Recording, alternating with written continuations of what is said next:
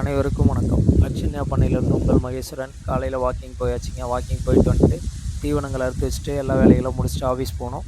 நம்ம ஒரு நாளைக்கு பார்த்திங்கன்னா 3 சுமை தீவனங்கள் ஆடுகளுக்கு தேவையான அளவுக்கு தீவனம் ஒரு 3 சுமை ஆடு மாடுக்கு தேவையானதை அறுத்து வச்சுருங்க.